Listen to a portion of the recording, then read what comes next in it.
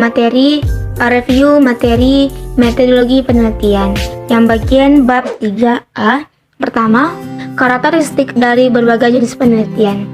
Karakteristik penelitian ada tujuan, yaitu untuk mendapat, membantu pemecahan masalah, ada keseriusan, yaitu hati-hati, kepastian, dapat diuji, yaitu dengan menggunakan metode statistik, dapat direplikasikan. Presisi dan keyakinan, seberapa dekat penemuan ini terhadap realita, keyakinan menunjuk kemungkinan dari kebenaran. Objektif, yaitu berdasarkan pada fakta yang diperoleh, berlaku umum, menunjukkan pada cakupan dari hanya hasil penelitian itu diterapkan. Efisien, yaitu gejala-gejala yang terjadi dan aplikasi pemecahan masalahnya.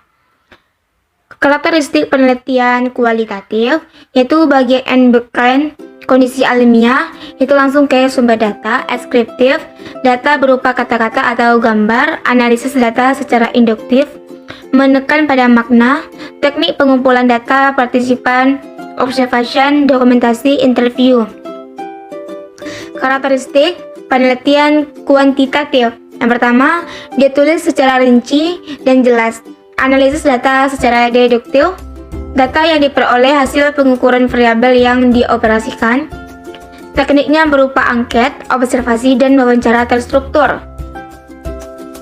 Tujuannya menguji teori mencapai generalisasi yang mempunyai nilai prediktif, menyusun ilmu nometik, logika positif. Peneliti tidak terlibat secara emosional dengan subjek penelitian. Karakteristik penelitian sejarah. Metode sejarah banyak menggantungkan pada data primer, menggantungkan diri pada pengamatan orang lain, lebih tuntas, dinyatakan secara definitif, gambar terkait suatu tujuan. Karakteristik penelitian deskriptif hanya memberikan gambaran terhadap suatu fenomena. Wawancara. Penelitian studi kasus, yaitu menggambarkan subjek penelitian dalam keseluruhan tingkah laku, mengamati kasus secara mendalam, memecahkan suatu masalah. Pendekatan longitudinal. Penelitian survei, yaitu data dari seluruh populasi, yaitu nyata, sifatnya terbatas, dan juga penelitian ini digunakan sesuatu sifat insidental. Datanya kuantitatif, menjabarkan rancangan atau desain dari berbagai jenis penelitian. Definisi desain penelitian, yaitu kerangka kerja sistematis yang digunakan untuk melaksanakan penelitian. Jenis-jenis penelitian, ilmuwan merumuskan yaitu adalah tentang percobaan dengan control, study, survei, investigasi, penelitian, tindakan.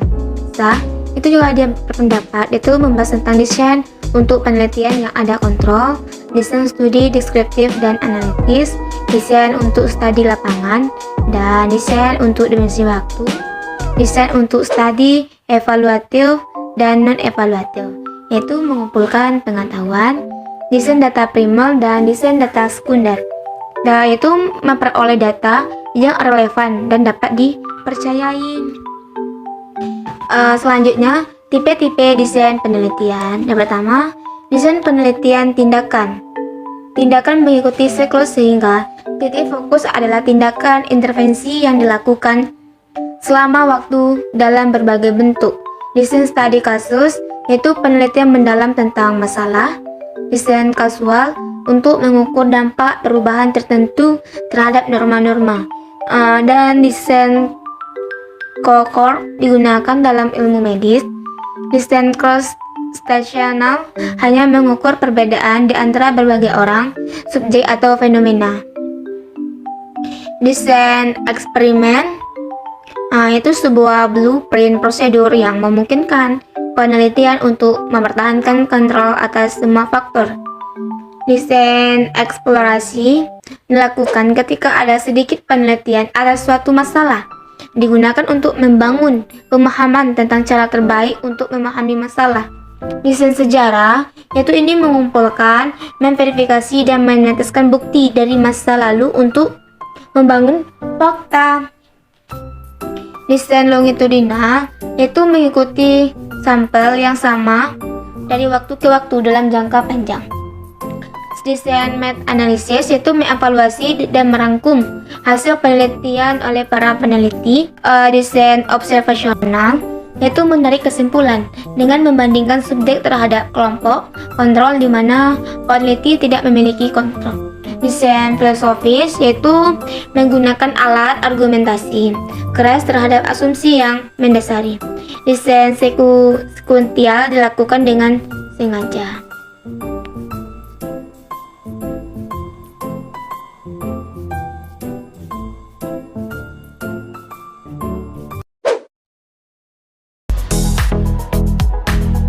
Bagian ketiga yaitu menjabarkan populasi dan responden penelitian dengan contohnya.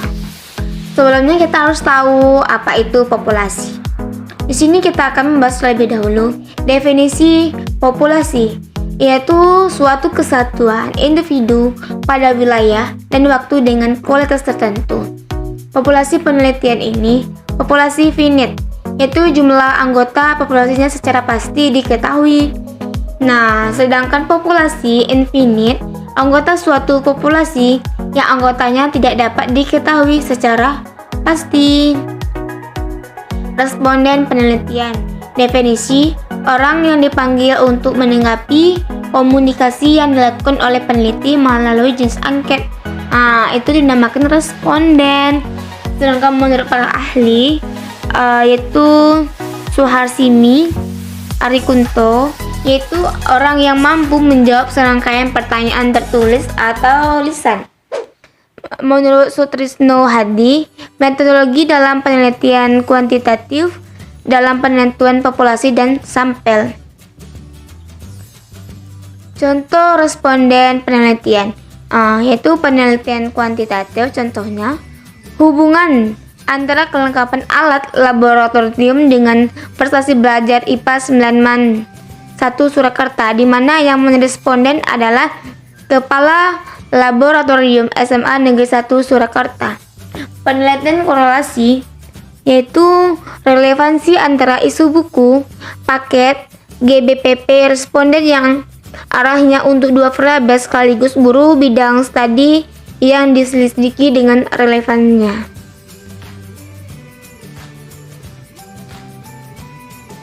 Bagian 4, teknik pengambilan sampel dengan contoh. Sebelumnya kita harus tahu dulu apa itu sampel. Yaitu menurut Sugiono, sampel yaitu bagian dari jumlah dan karakteristik yang dimiliki oleh populasi. Sampel adalah bagian dari populasi. Ciri-ciri sampel dipilih secara hati-hati, mewakili populasi.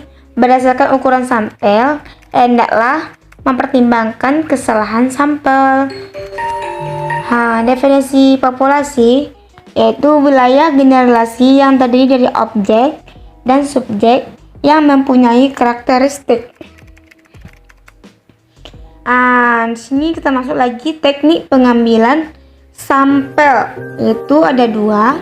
Yang pertama, penarikan probability sampling. Yang pertama, sampel random sampling, yaitu secara acak homogen. 2. Proportionate derived random sampling, digunakan anggota unsur yang tidak homogen. Contohnya, jumlah pegawai yang lulus S1 sama dengan 45, S2 30, dan STM 30 juga. Cluster sampling yaitu bila objek yang diliti itu luas, misalnya penduduk dari suatu negara provinsi. Sampling random sampling, penarikan sampel berstrata suatu subsampel acak sederhana. Subsampel ditarik dari setiap strata, yaitu profesional dan non-profesional. Contohnya, populasi adalah mahasiswa Fakultas Ekonomi perguruan X berjumlah 365 mahasiswa. Itu selanjutnya penarikan sampel beserta disproporsional, yaitu menentukan jumlah sampelnya. Prinsip penarikan sampel non-proporsional ini yaitu semakin besar suatu strata, maka semakin besar sampel. Semakin tinggi variabilitas di dalam suatu sampel, maka semakin besar sampel.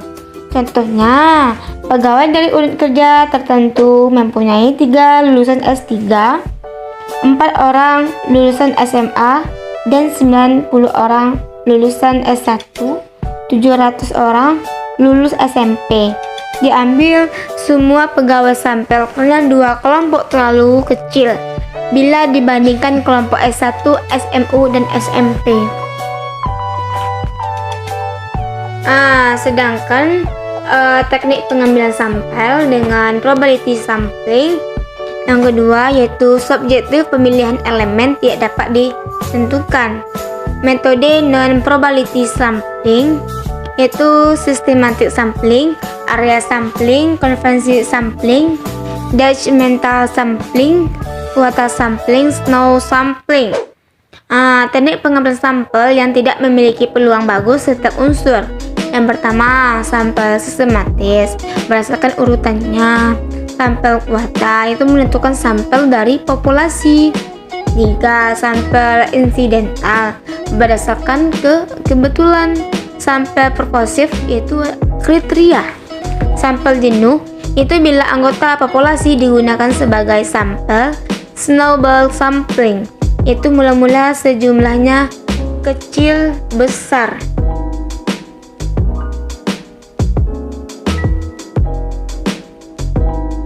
Bagian 5, menjabarkan variabel dan data penelitian dengan contohnya. Kita harus tahu dulu apa sih variabel itu. Menurut Suhiono, variabel sesuatu hal yang berbentuk apa aja yang ditetapkan oleh peneliti untuk dipelajari. Variabel penelitian ini berasal dari bahasa Inggris variable, artinya ubahan. Macam-macam variabel dalam penelitian itu ada 3, yaitu variabel independen, yaitu memengaruhi, variabel dependen dipengaruhi, variabel interventing itu menghubungkan, variabel kontrol itu dikendalikan atau diikat. Selanjutnya jenis-jenis variabel. Variabel diakrit itu didasarkan pada sifat yang beragam, contohnya pria, wanita. Variabel bebas dan tidak bebas, yaitu menganalisis hubungan antara variabel. Variabel nominal, ordinal, interval, dan rasio berdasarkan tingkat pengukurannya. Variabel kuantitatif dan kualitatif yaitu menggunakan skala numerik, yaitu data penelitian. Menurut Suharmi Arikonto, data dari variabel berskrip yaitu frekuensi, data dari variabel kontinum tingkatan atau angka berjarak. Menurut Budiono, yaitu data nominal, ordinal, interval, dan rasio. Sedangkan menurut Ridwan, yaitu ada 2, data kuantitatif dan data kualitatif. Berupa data kualitatif ini berupa kata-kata, misalnya pohon itu rindang. Data kuantitatif berupa angka objektif. Bagian 6, jenis dan sumber data. Jenis data itu ada 2, data kualitatif dan data kuantitatif. Data kualitatif bentuk kata verbal itu meliputi visi misi, struktur organisasi, standar penilaian, dan asesmen kelas. Data kuantitatif yaitu dapat diukur secara langsung informasi berupa angka.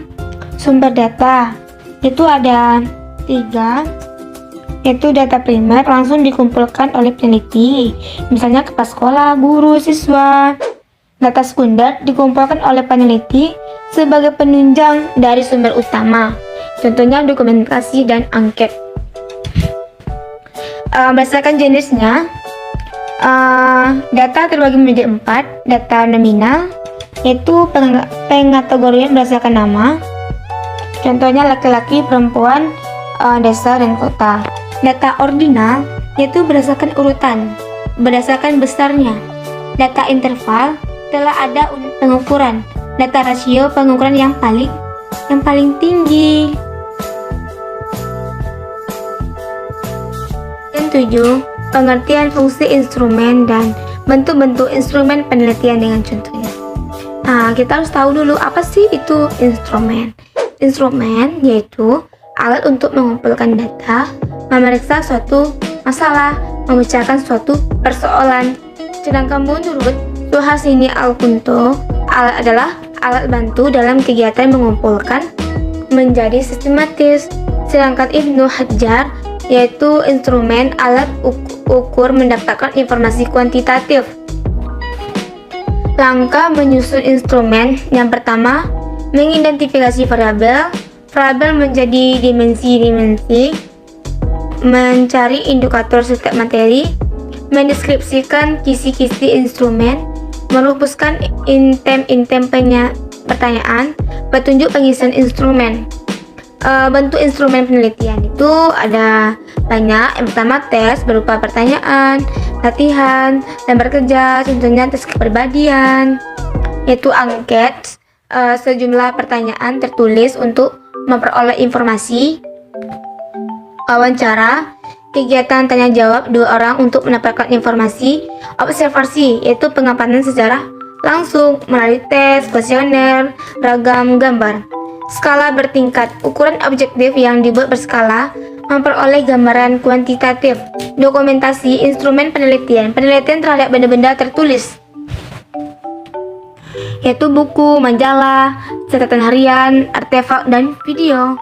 Forum grup diskusi yaitu diskusi kelompok yang terarah melalui beberapa kelompok di waktu yang bersamaan. Eksperimen, percobaan, yaitu melakukan percobaan di laboratorium.